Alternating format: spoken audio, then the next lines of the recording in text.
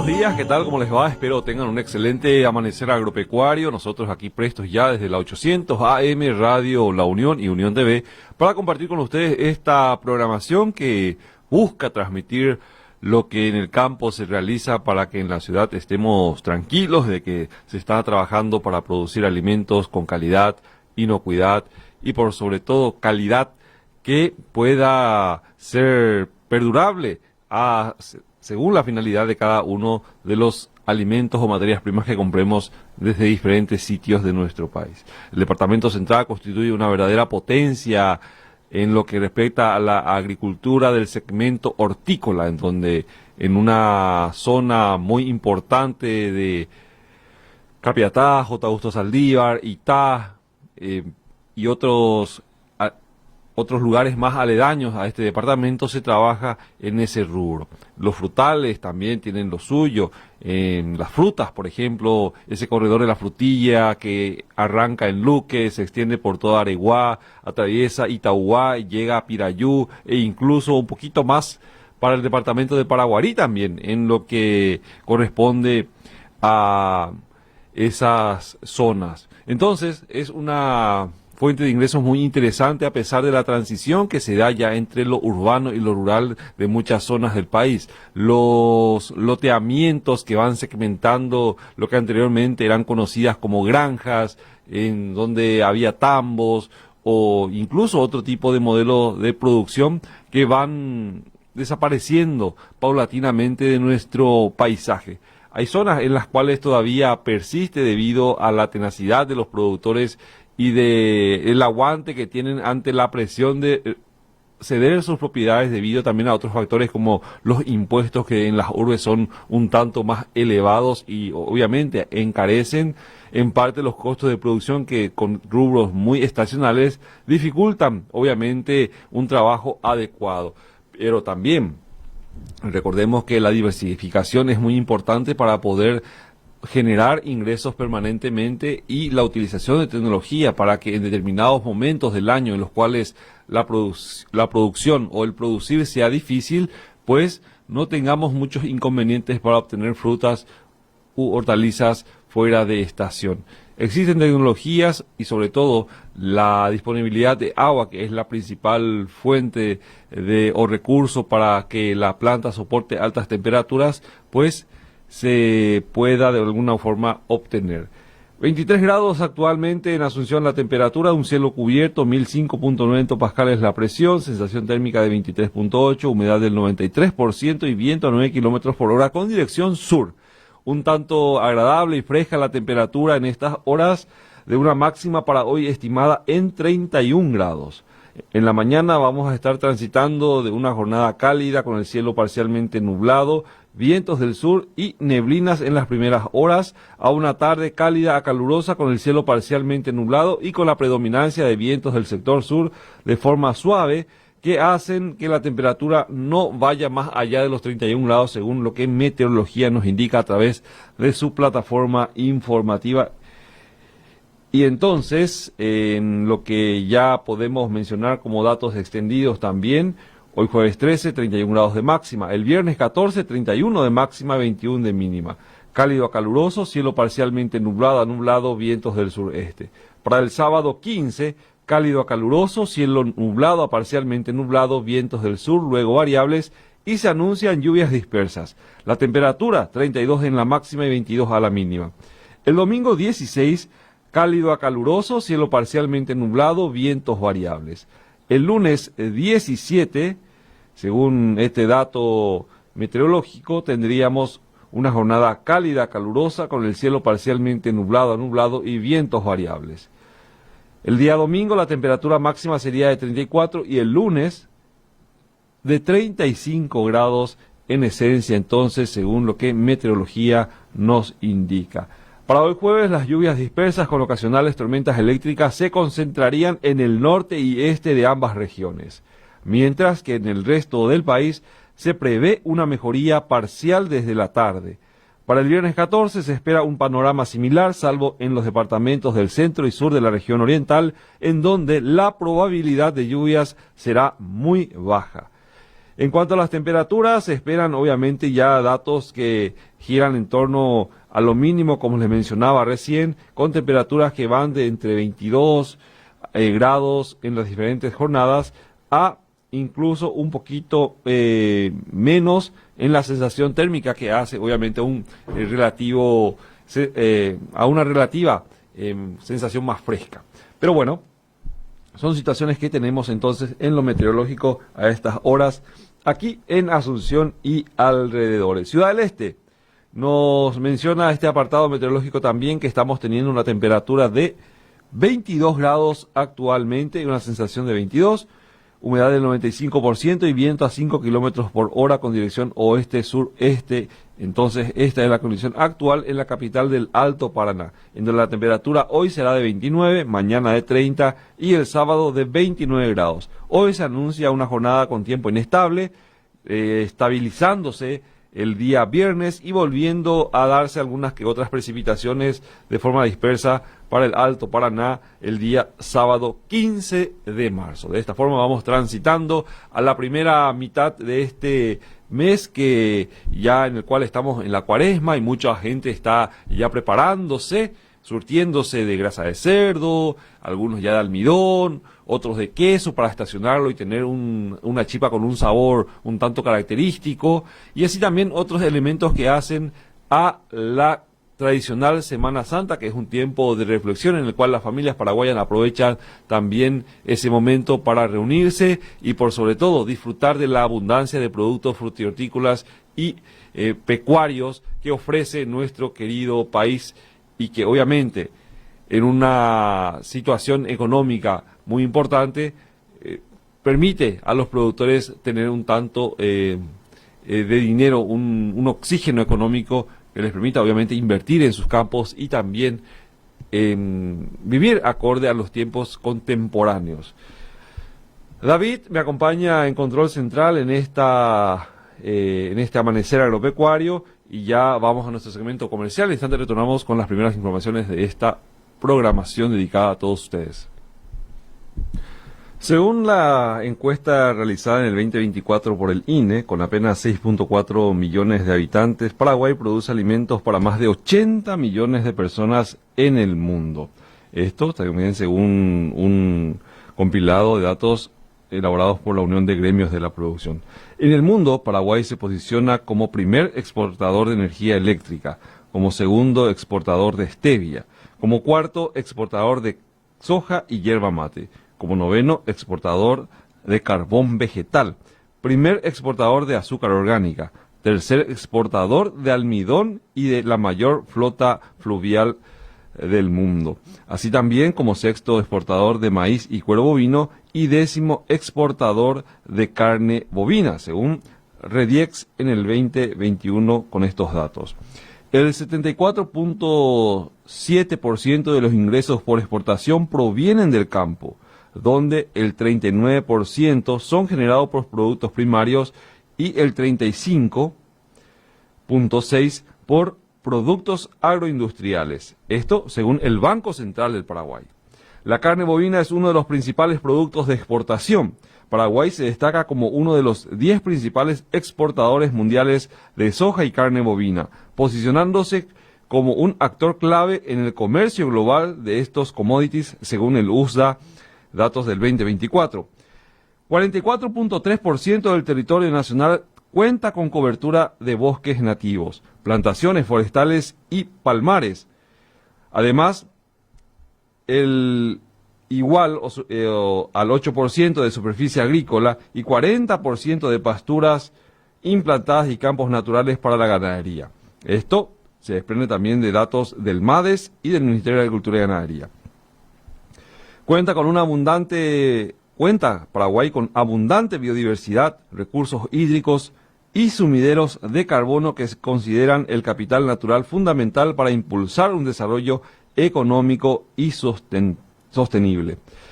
Paraguay, en lo que hace a este tira y afloje entre los datos de emisión de carbono, emite el 0.1% que actualmente representa este segmento de gases de efecto invernadero en el país. La legislación ambiental menciona de que en Paraguay se establece desde el año 1973 la conservación de entre el 40 y 50% de las reservas boscosas en la región occidental, mientras que en el 2004 se restringen los cambios de uso de suelo en la región oriental. Según datos del Infona, al 2020 el cumplimiento de estas disposiciones alcanza un notable 80% en lo que respecta el cumplimiento de la conservación forestal y regulación del uso de suelo. Las fincas piloto registran una intensidad de emisiones de gases de efecto invernadero de la carne bovina significativamente menor en comparación con el promedio anual, destacándose en sostenibilidad según datos del CREA y Fundación Solidaridad y así también del CEA en el 2023. 40% de los establecimientos agroganaderos capturan más GEI o gases de efecto invernadero del que emiten, mientras que el 50% lo compensa de 65 a 90% según Brewer y otros al 2023. La tasa de deforestación ha disminuido desde el 2020, según Bigliso, representando su cobertura 0.4% de la reserva boscosa mundial y 10% de la reserva boscosa de la Unión Europea, con valores similares a los países como Francia y España, superiores a los Alemania y Nueva Zelanda. Esto es nuestro país. El pago por servicios ambientales representa un mercado doméstico de carbono en analogía a los mercados internacionales. Tenemos menor huella hídrica a nivel regional, predominando la de tipo verde en el país. Los sistemas de producción pecuaria. El 66% de la ganadería bovina en Paraguay opera bajo condiciones extensivas, predominando el sistema de producción a pasto. Por su parte, un 5% utiliza sistemas intensivos, mientras que el 29% se desarrolla en sistemas mixtos. Es decir, 66% extensivos, sistemas mixtos 29% y sistemas intensivos con 5% de participación en esto, según el Censo Agropecuario Nacional del MAC al 2022.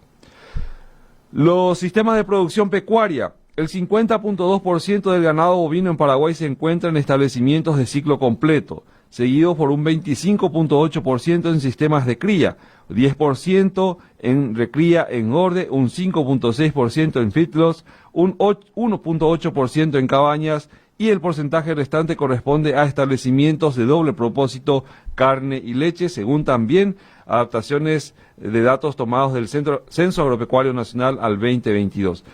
75% de la carne bovina producida en Paraguay tiene como destino la exportación.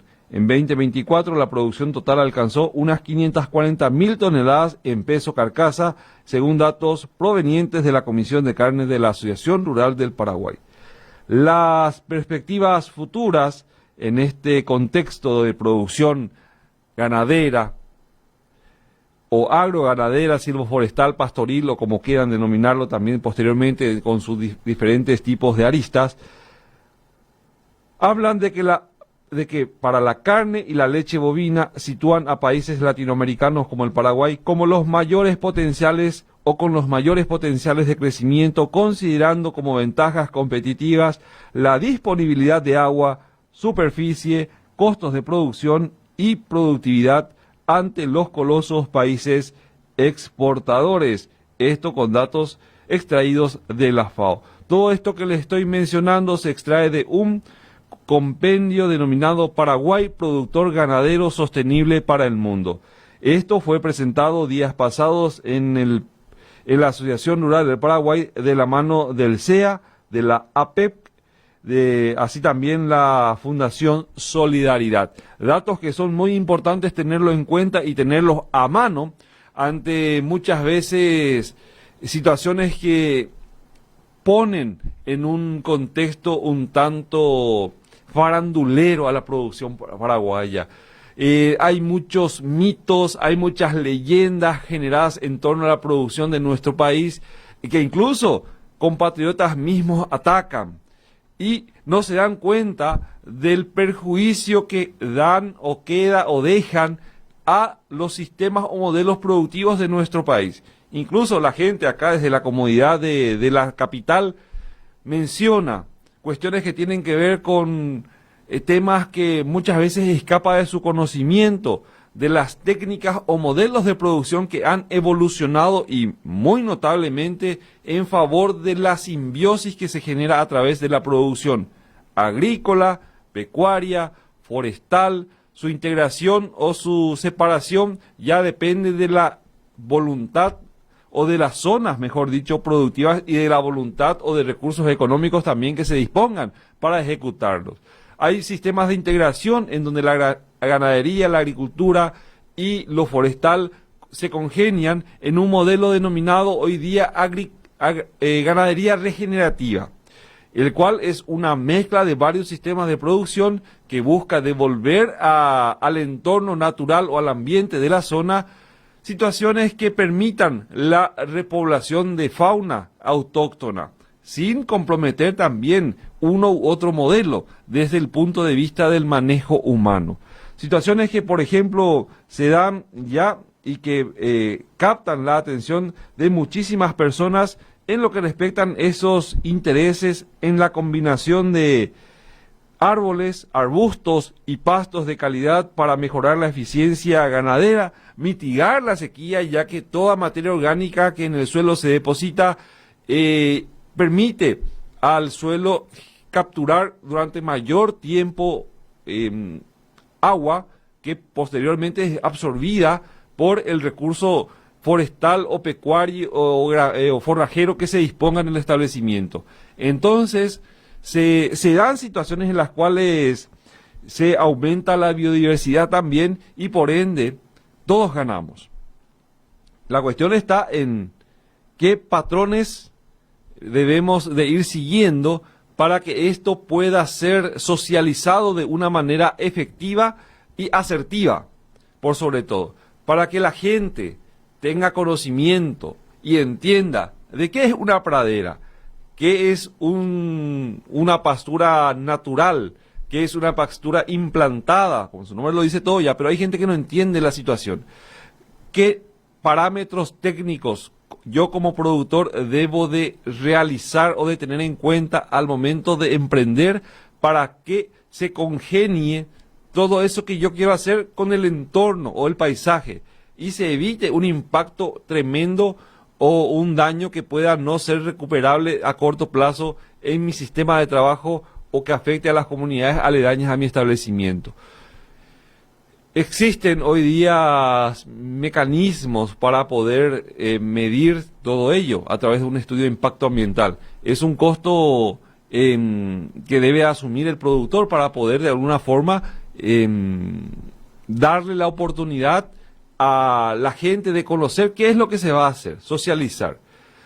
Y de alguna forma u otra evitar que lo que vaya realizando en su campo, en la transformación o en el cambio de uso de suelo, pues no afecte en demasía a el entorno natural. Toda actividad humana tiene su impacto. Todo lo que hacemos genera algún tipo de cambio en algo. Entonces, que ese cambio no sea abrupto, que no sea repentino y deje fuera de juego a muchos otros componentes o actores naturales, pues es lo que se busca hoy día. Y que permiten de alguna u otra forma tener un sello, una certificación que habla de nuestra producción. Certificación muy importante, que si bien es cierto, también encarecen los costos de producción, hoy día prácticamente parece obligatorio todo esto. ¿Para qué? Para que podamos llegar de forma adecuada, de forma a tener, que se espera tener realmente mejor precio por el producto pagado. Todos esos trabajos, esos procesos, esos pasos que se van realizando hoy día en un modelo de producción, lastimosamente encarecen aún más los costos. Costos que deben ser obviamente trasladados dentro de la cadena de valor por el intermediario, por el vendedor que vende la materia prima o el producto transformado o en forma natural, hasta el consumidor.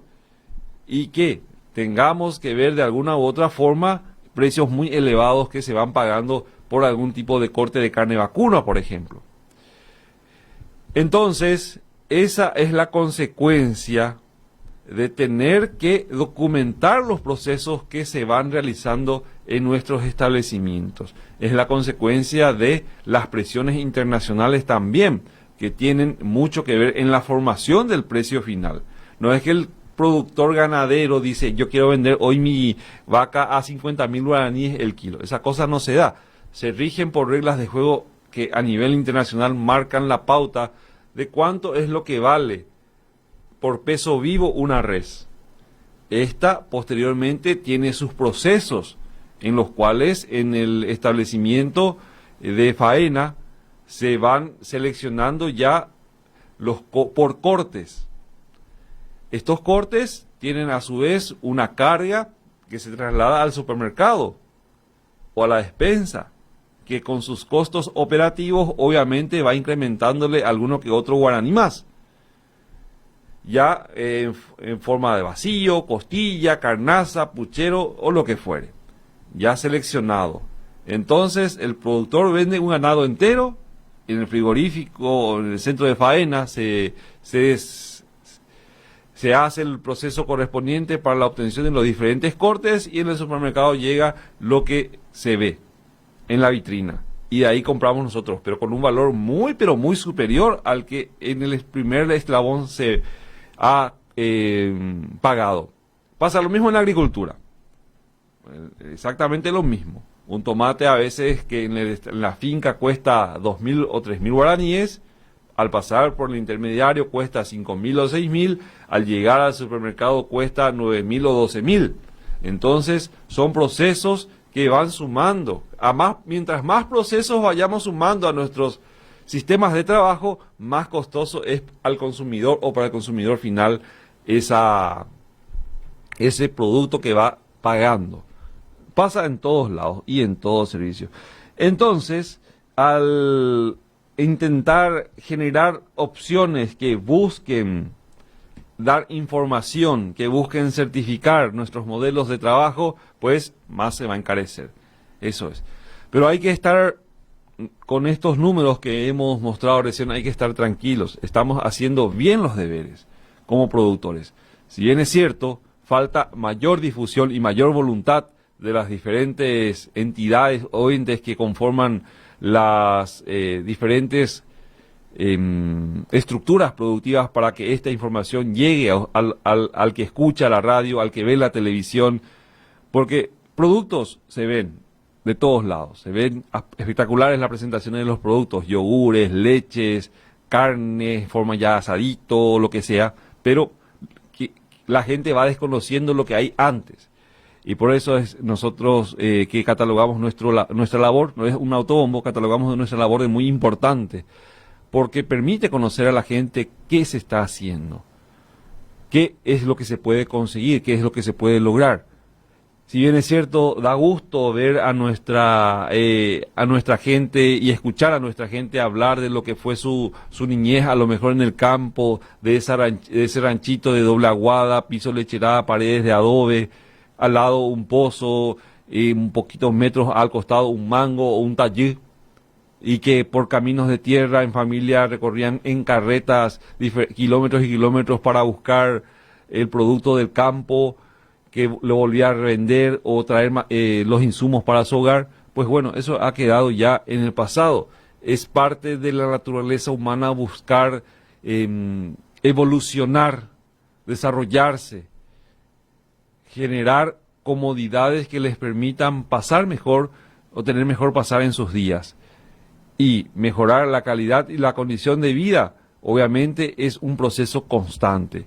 Por algo, en algún momento dado, la humanidad dejó las cavernas, dejó las cuevas y se estableció en ya comunidades, dejar de vivir aislado y establecerse en comunidades que primeramente tuvieron que realizar agricultura, posteriormente ganadería, para poder dejar de vivir de la incertidumbre de la colecta y caza, de la colecta de frutos o de hierbas durante kilómetros y kilómetros, y también de la cacería, que obviamente tenía sus factores de riesgo. Y posteriormente vivir en comunidades, como les mencionaba, y de ahí en más empezar a hacer surgir eso que denominamos comercio. muy importante y que ha ido evolucionando y va a seguir evolucionando hasta quién sabe qué niveles llegue todo esto. 5:44, vamos a nuestro segmento comercial, en instante retornamos. Gracias, David, una interesante y excelente composición musical que obviamente transmite todo ese sentir de nuestro pueblo a través de las diferentes formas de expresarlas. Y el chamamé también forma parte de nuestra cultura en cierta forma. Pues sí, es que vamos al caso con lo que estaba recién compartiendo con nosotros de fondo. Bueno, la ganadería regenerativa es una realidad en nuestro país. Se dan situaciones en las cuales la integración de gramíneas, especies forestales, como así también ganado de diferentes categorías, aprovechan cada uno de estos recursos para poder de alguna u otra forma seguir los procesos productivos establecidos previamente en nuestra región. Entonces, la importancia de cuidar a los productores es sumamente grande. ¿Por qué? Porque nosotros en las ciudades somos incapaces de tener el tiempo necesario para dedicarnos a la cría o al cultivo de determinada planta.